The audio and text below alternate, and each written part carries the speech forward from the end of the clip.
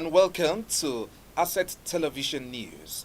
I am Omike Matthew. Here are the headlines of the news. FCT Minister, African Democratic Congress in war of words for criticizing TINUBU. Otom's aide resigns from PDP, leads coalition in Zone C, Benue State. Primary school teachers in FCT to resume soon. All these and more to come your way right here. And now the news in detail. We'll begin with this breaking story. A federal high court sitting in Abuja on Friday ruled that the Nigerian Senate exceeded its constitutional authority by suspending Senator Natasha Akpoti-Oduaghan for 6 months, ordering that she be immediately reinstated. Delivering judgment, Justice Binta Nyako described the suspension as excessive and lacking legal justification, asserting that neither Chapter 8 of the Senate Standing Orders nor Section 14 of the Legislative Houses Powers and Privileges Act specifies any maximum duration for suspension. Justice Nyako emphasized that since the National Assembly is constitutionally mandated to sit for 181 days annually, a suspension spanning nearly that entire period effectively strips an entire constituency of representation. Such action, she noted, undermines democratic principles and violates the Nigerian Constitution. In a separate but related development, the court found Senator Akpoti-Oduaghan in contempt over a Facebook post made on April 27, which the court determined violated an earlier order restraining public commentary on the case. The satirical post, described as an apology, was challenged by Akpabio as being in breach of court directives. The court ordered the senator to issue a public apology in 2 national newspapers and on her Facebook page within 7 days, and imposed a fine of 5 million naira on her. The Minister of the Federal Capital Territory, WIKE, and the African Democratic Congress have engaged in a war of words after the ADP blamed President Bola Tinubu for the current hardships facing Nigerians. WIKE says most of those in the coalition have no political base, adding that only the People's Democratic Party (PDP) can challenge the APC. The FCT Minister WIKE, who spoke during his monthly media chat in Abuja, dismissed the 2027 political coalition, arguing that only the People's Democratic Party can defeat the incumbent president, while insisting that Nigerians are not considering the ADC. Meanwhile, the PDP's National Working Committee, through its National Publicity Secretary, Debo Ologunagba, on Thursday clarified that the party has not issued any official position on the coalition. Additionally, the ADC's 2023 presidential candidate, Dumebi Kachukwu, alleged that the faction of the party led by former Senate President David Mark was intentionally designed to make former Vice President Atiku Abubakar the party's presidential candidate in 2027. He vowed to challenge the new leaders in court to reclaim the party. The FCT... The House of Representatives has called for the immediate establishment of a permanent military base in Madagali, Michika axis of Adamawa State, following renewed attacks by armed assailants that left several residents dead and many others adopted.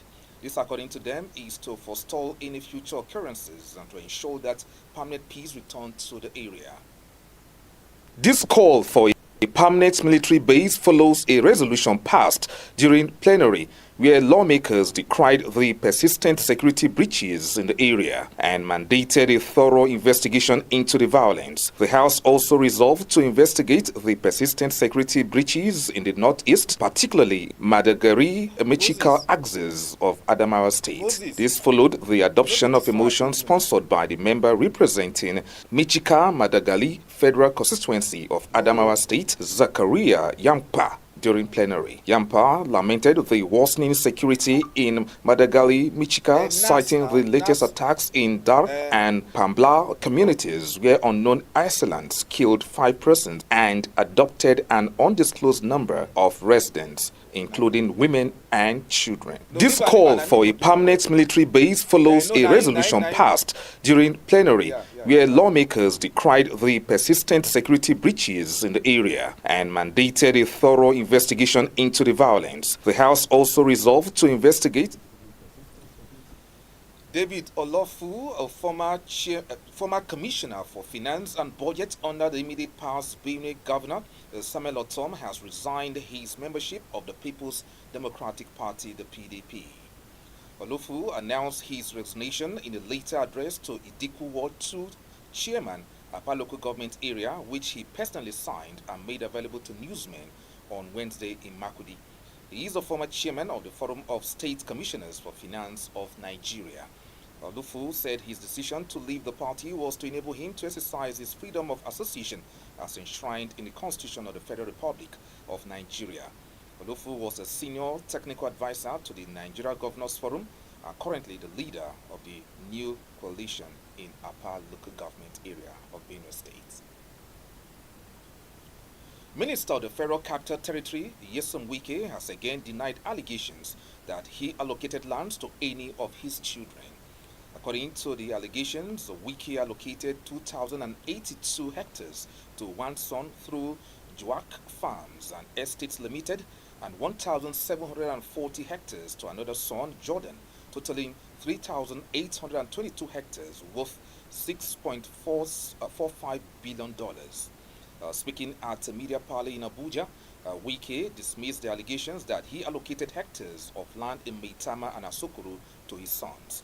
He, however, defended the right of his children as Nigerian citizens to own land, provided due process is followed. The Independent National Electoral Commission has announced that it has received 12 fresh applications from associations seeking to register as political parties, bringing the total number of applications under review to 122.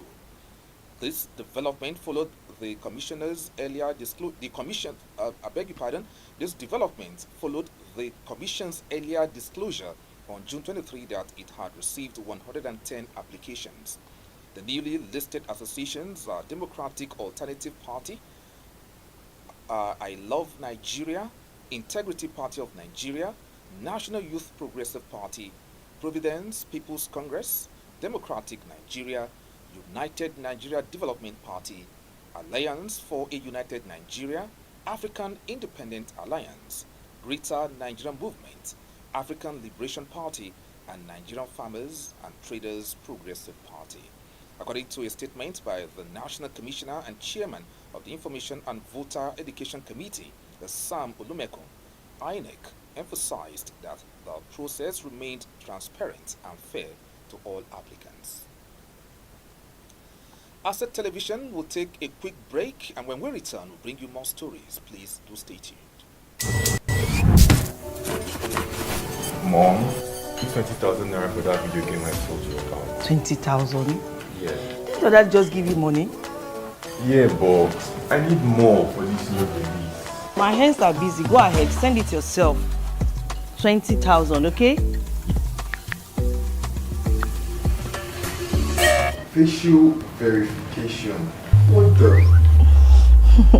Forgot to mention, your dad taught me how to set it up in order to avoid sending large sum of money accidentally. Come on. You think you can assault me the way your sister did with your dad? You are lucky I'm always sending it.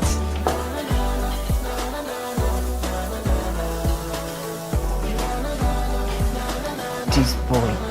With OPay's large transaction shield, your face is the only access. OPay, beyond banking. Welcome back to the news on Assets Television. And now the rest of the stories. Cross River State journalists in Abuja, the nation's capital, under the aegis of Cross Joff, wish Senator Jeribe Agum Jeribe a speedy recovery as he proceeds on 2-week medical treatment. Senator Jeribe had last week written to his constituents, Cross River North Senatorial District, informing them of his plans to be absent from his legislative and constituency duties due to a pressing medical issues that need urgent attention. Interim Chairman Francisca Oga, later on behalf of the forum, said no mortal is immune to health challenge, while wishing the senator a speedy recovery. The 6 area council chairmen in the Federal Capital Territory have agreed to forfeit 10% of their internal generated revenue for the next 6 months to settle outstanding salaries and allowances owed public school teachers. The decision followed a closed-door meeting convened by the FCT Minister WIKE with the Nigerian Union of Teachers, the National Association of Nigerian Students, and the council chairman, aimed at resolving the over 3-month-old teachers' strike. The meeting was held at the conference room of the minister's official residence in Abuja. The teachers demanded the full implementation of a tripartite agreement signed on December 11, 2024, which promised a 70,000 naira minimum wage for teachers, the payment of 25% to 35% salary arrears, a 40% peculiar allowance, the 35,000 naira wage award announced by the federal government, and arrears of several years' promotion benefits. The chairman of Abaji Area Council, Abubakar Abdullahi, who spoke on behalf of the chairman after the meeting, said the crisis had been resolved. He said the minister would withhold 10% of the area council's IGR for the next 6 months to offset the teachers' salaries. The federal government has fixed July 23 and 24, 2025 for a national stakeholders forum to address mounting concerns over petrol pricing and supply dynamics in the downstream sector amid growing agitation by independent marketers for price regulation. The planned summit, organized by the Nigerian Midstream and Downstream Petroleum Regulatory Authority, is expected to bring together industry operators, marketers, refiners, and government officials to deliberate on petroleum pricing standards, feedstock adequacy, and strategies to stabilize the deregulated market. The executive director of hydrocarbon processing plants, installation and transportation infrastructure at the NMDPRA, Francis Ogari, confirmed the date and summit at the just concluded 24th Nigeria Oil and Gas Energy Week held in Abuja. The director further stressed the need for dialogue to build a resilient pricing system in the post-subsidy era. The Minister of State for Works, Barrister Bello Muhammad Guroyo, accompanied by senior officials of the ministry, conducted an inspection visit to the ongoing reconstruction and rehabilitation works along the Zuba axis of Abuja-Kaduna Expressway. During the visit, the minister expressed satisfaction with the quality of work being executed, noting that the concrete casting standard being employed is expected to last between 50 to 100 years. The inspection by Minister Guroyo played a key role in dispelling earlier misconceptions and skepticism from some quarters regarding the durability and seriousness of the project.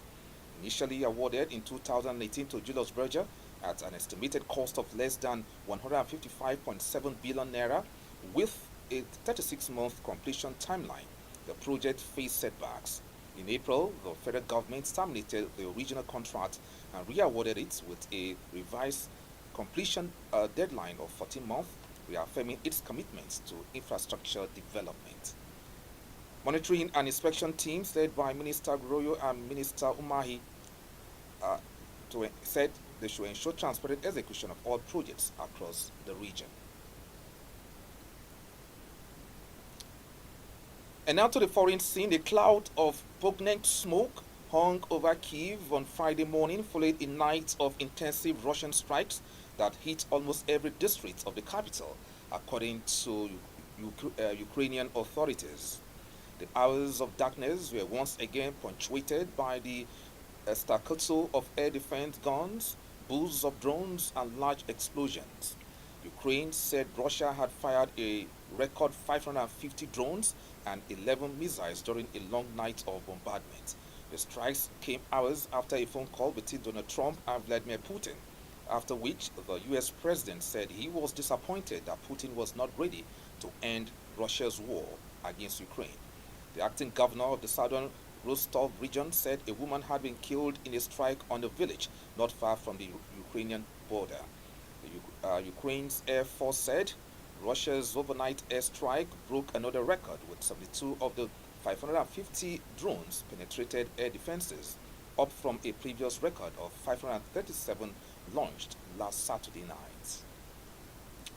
And with that story, we've come to the end of this edition of Assets Television News. Don't forget to follow us on all our social media handles. And on behalf of the crew, I am Omiki Mafi saying thanks for watching. I'll see you soon.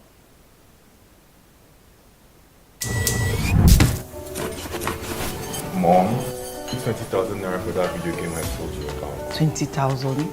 Yeah. Did your dad just give you money? Yeah, but I need more for this new release. My hands are busy. Go ahead, send it yourself. 20,000, okay? Facial verification. What the? Forgot to mention, your dad taught me how to set it up in order to avoid sending large sum of money accidentally. Come on. You think you can asperse me the way your sister did with your dad? You are lucky I'm always sending it.